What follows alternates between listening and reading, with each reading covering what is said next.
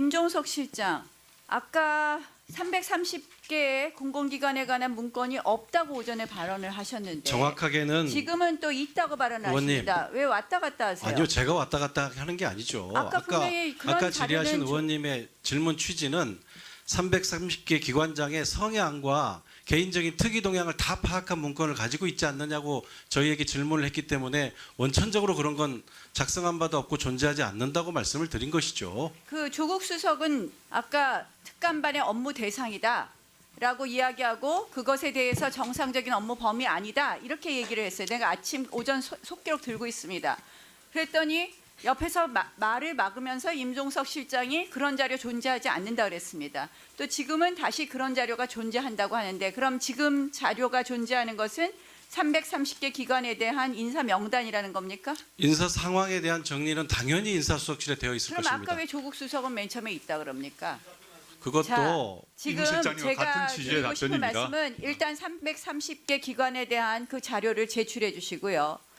지금 오늘 하루 종일 보면 말이 왔다 갔다 해요. 왔다 갔다. 330개 기관에 대해서 조국 수석은 있다고 대답하는데 임종석 실장은 없다고 하고 그리고 뭐 불기소 유효하고 판결문을 봤다 했다 안 봤다 했다. 그 우윤근 대사 금품 수수 과정에 대한 문제 말씀드리겠습니다. 이 사건이 불기소 처분되었음을 알았다고 말씀드렸습니다. 그래서 질문할 때 불기소 처분서를 봤냐 그랬을 때 그 시점에는 그 서류를 보지 못했다. 그 후에 법무부를 통해서 들었다라고 했습니다. 그렇다면 다시 정확히 말씀드리겠습니다. 그 첩보가 들어온 그 시점에 법무부를 통해서 확인을 했습니다. 그 시점에 법무부를 통해서 확인했을 때 제보와 유사한 고소가 있었고 그에 대해서 검찰청이 고소인의 고소 내용이 근거가 없어서 무혐의 처분하였다라는 점을 부두로 박형철 비서관이 보고를 받았습니다. 그 시점에는요. 그 뒤에 그 보고를 제가 받았습니다. 그다음에 최종 문서는 그 최근에 이 사태가 터지고 난 뒤에 당시 그 상황에 대한 보고를 문서로 법무부부터 새로 받았던 것입니다. 이게 다시 한번 정리해서 말씀드립니다. 특별한 말을 바꾼 적이 없음을 말씀드리고요. 보니까 오늘 운영위는 업무 보고예요. 일반적인 상임위원회죠. 우리가 증인 선서도 받지 않습니다. 거짓말을 해도 처벌할 수도 없습니다. 형사 처벌이 안 되는 것이죠.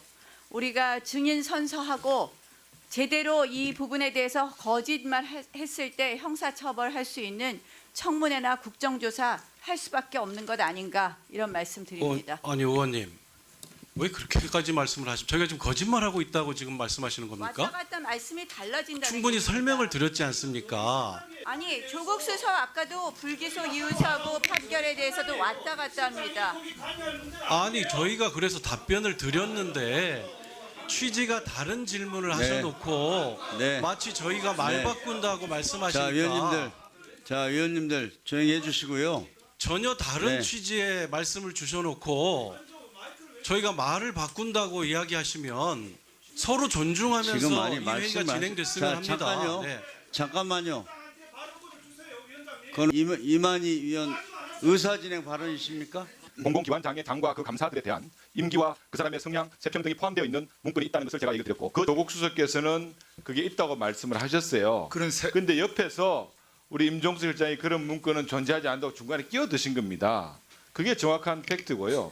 저는 분명히 그렇게 작성된 문건이 있다고 믿고 있습니다. 왜 그러냐면은 언론에 나와 있는 그 작성 전유가 너무나 구체적입니다.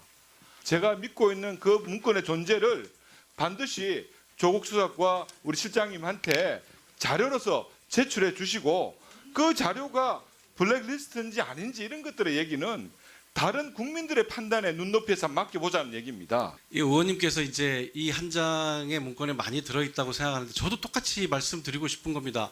왜 그렇게 저는 김태우 수사가 전 감찰반원의 말을 이렇게 과하게 신뢰하시는지 정말 모르겠는데요. 환경공단 외에는 특별한 동요나 반발 없이 사태 등 진행 중 이렇게 돼 있지 않습니까?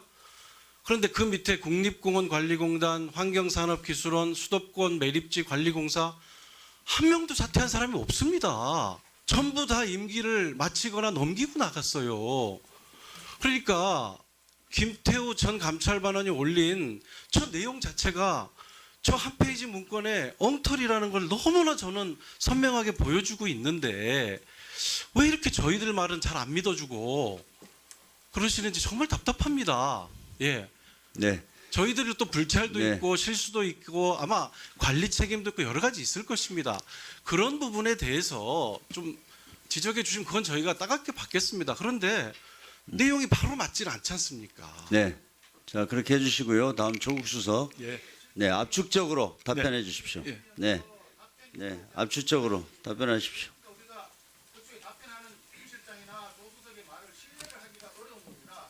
이 방송을 보고 있는 전 국민이 신뢰를 못한다는 게 문제가 있는 거예요. 그러다 보니까 우리 청와대에서 하고 있는 모든 정책들 자체가 험결이 생기는 것처럼 보여지잖아요. 그런 부분에 대해서 네. 정말 저 반성을 좀 답변을 들으시죠. 그 다음에 330건 문제에 대해서도 다시 말씀드리겠습니다. 제가 그런 문건이 없다고 한 것은 뭐냐면 이 330건 관련해서 저희가 지시하거나 보고하거나 이런 적이 없다는 것입니다. 그런 문건의 존재에 대해서는 제가 보지 못했기 때문에 제가 존재하는지 자체를 제가 알 수가 없습니다. 그렇지만 저의 답변은 지시하거나 보고받은 적이 없다는 것이고 이런 현황 파악을 어디선가 했다면 그 자체에 대해서는 제가 알지 못하는 바다. 거짓말을 해도 처벌할 수도 없습니다. 형사 처벌이 안 되는 것이죠. 지금 오늘 하루 종일 보면 말이 왔다 갔다 해요. 왔다 갔다. 우리가 증인 선서하고 제대로 이 부분에 대해서 거짓말 했을 때 형사 처벌할 수 있는 청문회나 국정조사 할 수밖에 없는 것 아닌가. 제1야당의 원내대표가 이 본인의 생각을 말씀하신 겁니다. 지금 말이 왔다 갔다 하니까 국정조사로 갈 수밖에 없다. 국정조사가 가고 안 가고는 국회 고유 권한입니다.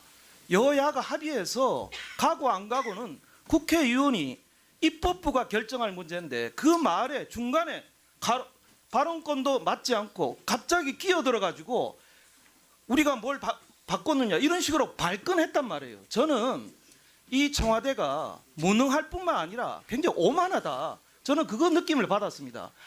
임종석 실장님 오만하셔도 좋아요. 오만하시고 건방지셔도 좋은데 나라 경제 살리고 국민들 평안하게 해주시면 제가 임 실장님 무릎 제한테 큰절도 올리겠습니다. 지금 다 보고 있는데 국회 야당 원내대표한테 그렇게 오만한 태도를 보이시는 것에 대해서는 우리 위원장님께서 주의를 주셔야 된다. 저는 그렇게 생각합니다. 어떻게 이렇게 일방적으로 오만하다느니 그렇게 단정을 하십니까? 자기 생각이라 하더라도 아무것도 밝혀내지 못하고 아무것도 국민들을 납득시키지 못하니까 일방적으로 저 두 분을 매도하는 거라고 단정할 수밖에 없어요. 이건 곤란합니다. 이런 식으로 얘기하는 거는 저는 곤란하다고 생각이 들기 때문에 들으세요 좀! 들어! 요!